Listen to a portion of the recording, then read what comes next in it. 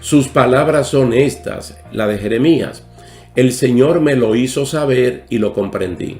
Entonces me hiciste ver sus obras, pero yo era como un cordero manso, llevado al matadero, y no sabía que tramaban intrigas contra mí, diciendo, destruyamos el árbol con su fruto y cortémoslo de la tierra de los vivientes para que no se recuerde más su nombre. Esa era la trama contra Jeremías, capítulo 11, versículos 18 y 19. Jeremías.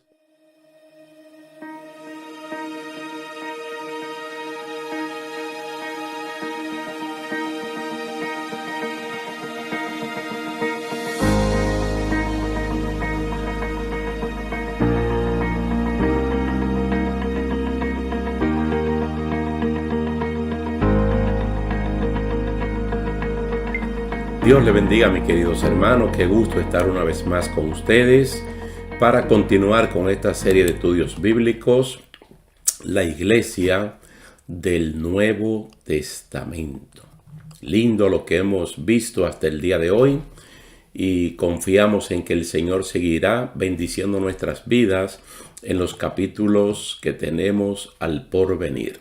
Hoy vamos a hablar de la iglesia crece y hay murmuraciones. Vimos anteriormente cómo hubo un ataque directo contra el liderazgo de la iglesia.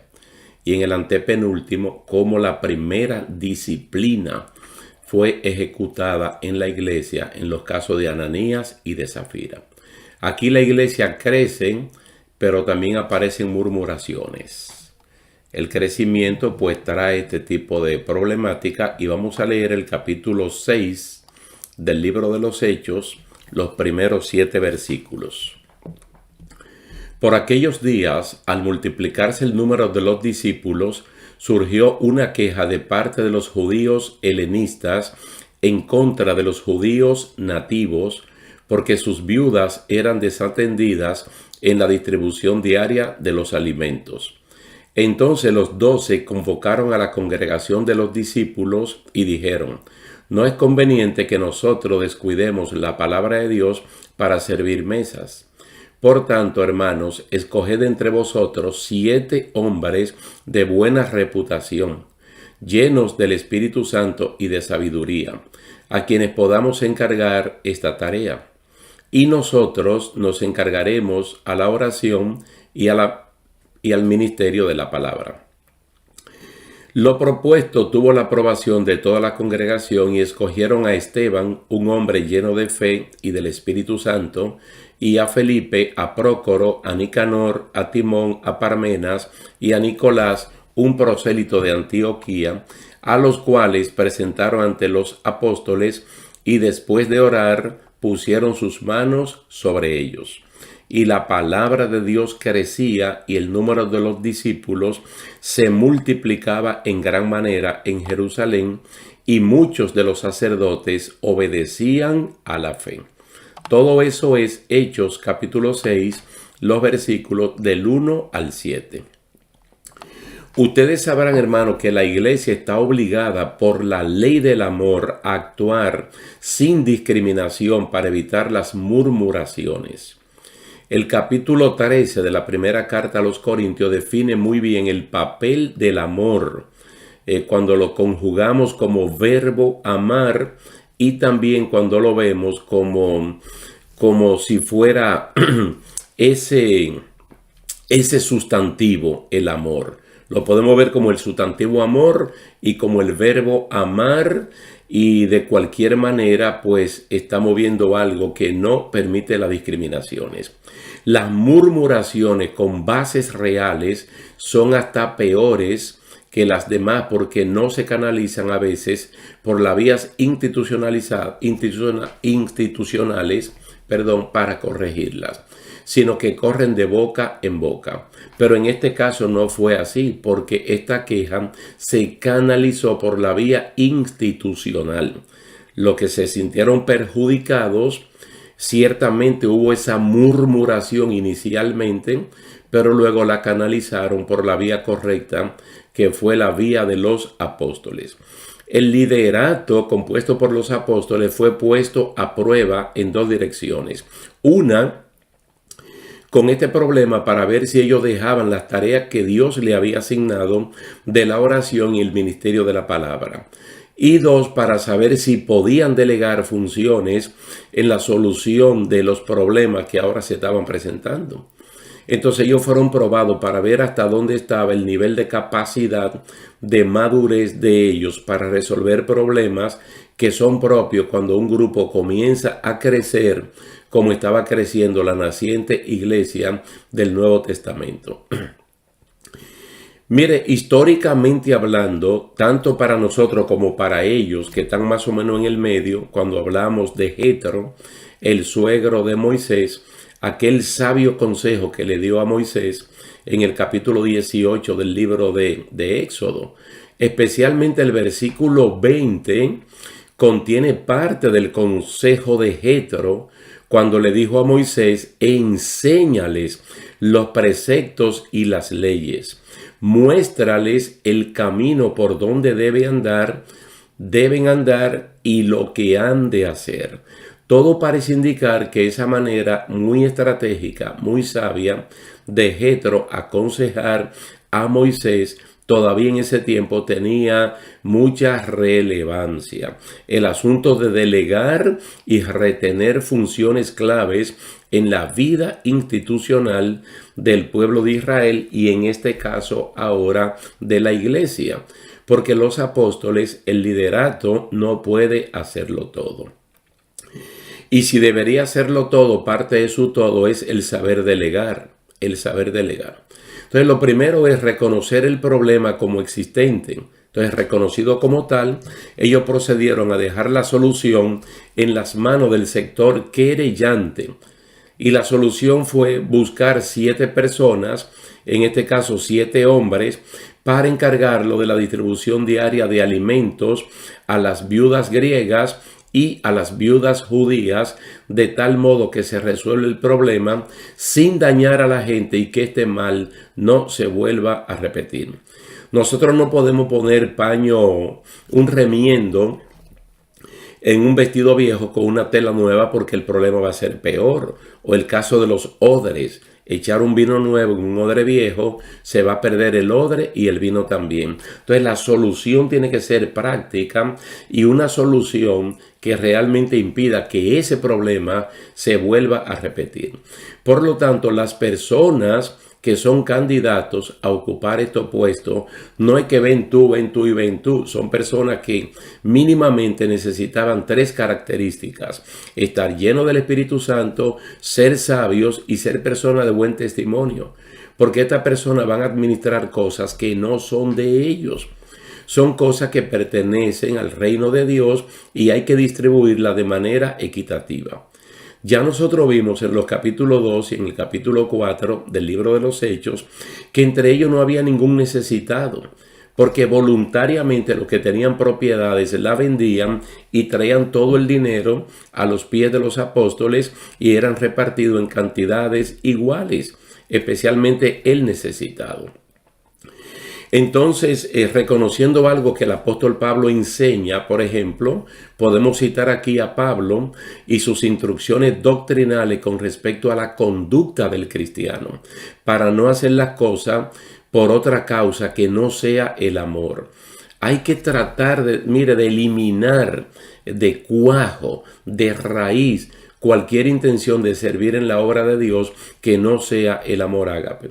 Pablo le dice a los hermanos creyentes en Filipos: hagan todas las cosas sin murmuraciones, sin discusiones, para que ustedes sean irreprensibles y sencillos, hijos de Dios, sin tacha, en medio de una generación torcida y perversa, en medio de la cual ustedes resplandecen como luminares en este mundo, sosteniendo firmemente la palabra de vida, a fin de que yo tenga motivo para gloriarme en el día de Cristo. Dice Pablo: ya que no habré corrido en vano, ni habré trabajado en vano. Es decir, Pablo está plenamente consciente de que si ellos pueden llevar a la práctica, al campo de la práctica, lo que teóricamente Pablo les ha enseñado, entonces él siente que no habrá trabajado en vano y que por el contrario, su trabajo será un trabajo con muchos frutos. En el caso de Hechos capítulo 6, la queja vino por un desbalance acomodaticio intencional de beneficiar a las viudas hebreas y perjudicar a las viudas griegas, siendo ambos grupos parte de la misma comunidad. Al hacerlo de esta forma se usaban prácticas mundanas, prácticas torcidas, perversas, aparentemente inofensivas, pero destructivas por naturaleza. En el medio nuestro ni pleitos ni envidias deben estar en el quehacer de la iglesia. Nosotros tenemos que hacer todo como para el Señor. Y es bueno que se hable de esto porque nosotros de alguna manera u otra ocupamos alguna responsabilidad pequeña, mediana o grande en la obra del Señor, y tiene que ser con este matiz.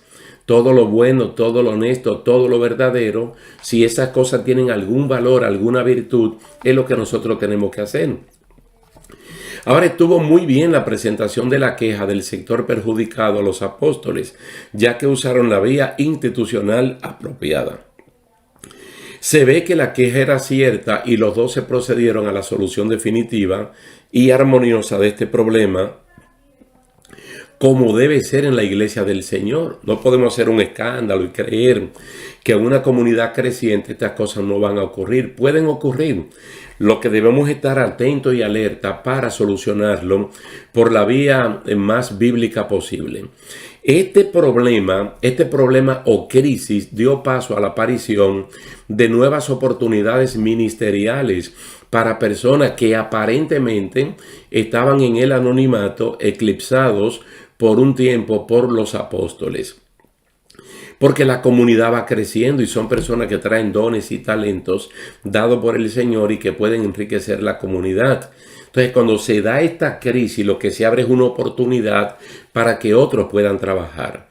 El grupo apostólico son 12, mas sin embargo ahora van a aparecer 7 personas con características espirituales, con nivel de espiritualidad bastante alto, como ser lleno del Espíritu Santo, gente de buen testimonio, gente sabios, que son parte de esa comunidad. Ahora van a tener un trabajo que hacer aquí. Entonces, la resolución de este problema y la implementación de un ministerio de seguimiento trajo como resultado otro crecimiento explosivo para la iglesia del Señor. La palabra de Dios crecía.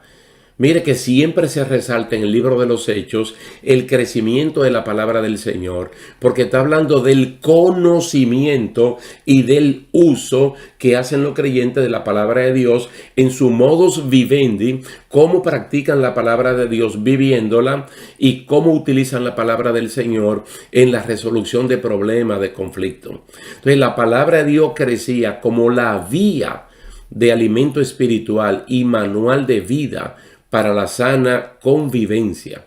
Entonces es muy importante que en las iglesias locales la palabra de Dios sea respetada como soberana, al ser la revelación especial de parte de Dios. Usted ve la importancia que debe tener la palabra del Señor en la vida de cada uno de nosotros y en la vida de la iglesia como institución, cómo se deben corregir los problemas. Quiero hacerle aquí un pequeñito paréntesis para que acordemos el capítulo 1, como para sustituir a Judas Iscariote, como el apóstol Pedro, guiando al resto, tuvo que irse allá a uno de los salmos para ver qué dice la palabra del Señor en un caso como este y cómo debieron ellos cómo tenían que proceder para la solución de este problema, y lo hicieron de una manera magnífica.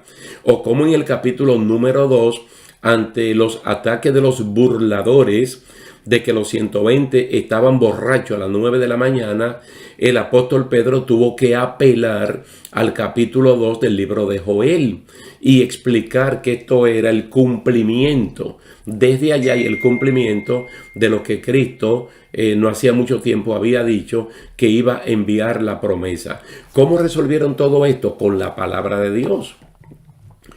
Mire, que se dé tiempo a su lectura, meditación, explicación y puesta en práctica. ¿Por qué este grupo crecía? ¿Por qué estaban sólidos? Porque la doctrina de los apóstoles era el pan nuestro de cada día. Ellos no andaban escuchando otras voces o averiguando por otro lado. Ellos estaban unánimes, juntos, y los apóstoles dando testimonio de la resurrección de Cristo por la vía de las Escrituras. Entonces eso mantiene una unidad, y al momento que se presente este tipo de problema, pues ellos saben cómo resolver.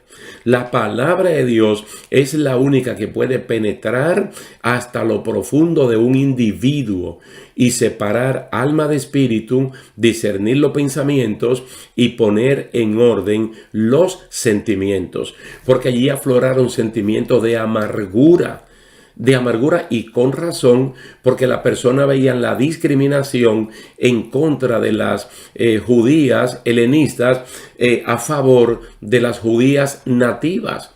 Entonces no podemos actuar así cuando desde el capítulo 2, el 3, el 4 y parte del mismo 5 vemos a una comunidad que está dando el 100% para que no haya ninguna diferencia entre ellos. Los salvos iban siendo agregados a la iglesia, la cual crecía tanto que los sacerdotes del judaísmo creían en Jesús y obedecían a la fe.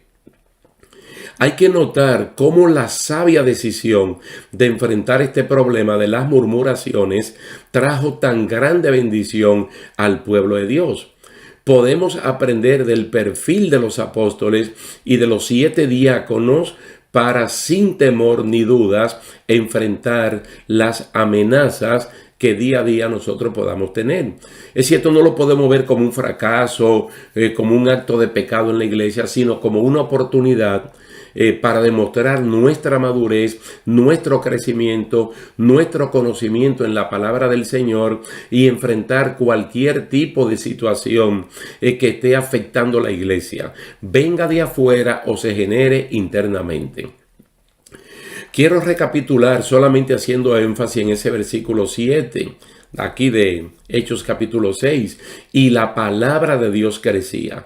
Noten que el término "y la palabra de Dios crecía" viene después que el problema se soluciona. Ahora, si este problema no se soluciona a tiempo y de la manera como se solucionó, estas murmuraciones iban a seguir creciendo. Entonces las amarguras en el corazón iban a ser indetenibles. Y luego la imagen de la iglesia de Jesucristo se iba a ver tan pero tan dañada que se tenía que invertir mucho más tiempo, mucho más recursos para reparar esa imagen que enfrentando el problema ahora. Mira, la palabra de Dios es alabada porque se nota en ella todo lo que posteriormente Pablo le escribió a Timoteo en la segunda carta. Las cosas para las cuales la palabra de Dios es útil para corregir, para redarguir, para enseñar, para formar, para que el individuo que la recibe sea un mejor ciudadano. Entonces, la palabra de Dios no solamente es mi alimento, sino que es el manual con el cual en la iglesia debemos resolver todos los problemas. Dice, la palabra de Dios crecía. Y en consonancia con el crecimiento de la palabra del Señor, crecía el número de los discípulos. Incluso aquí dice que se multiplicaba en gran manera en Jerusalén, la capital de Israel. Oye el término que utiliza aquí Lucas en Hechos capítulo 6. Se multiplicaba en gran manera. Era un crecimiento exponencial que había. Y entonces hay que ver por qué. ¿Por qué? Primero, esa gran unidad, esa gran coherencia doctrinal.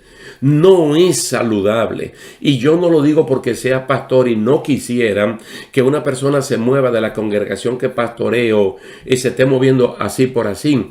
Pero no es saludable estar brincando de congregación en congregación, dado de que hay una razón justificable. Pero mientras uno se mantiene en su congregación, unido y defendiendo esa doctrina, tanto en la práctica como con los dichos, entonces se va a ver el crecimiento. Entonces él recalca que muchos de los sacerdotes obedecían a la fe. Estamos hablando de sacerdotes del judaísmo. Todavía, cuando esto se escribe, el templo de Jerusalén no ha sido destruido.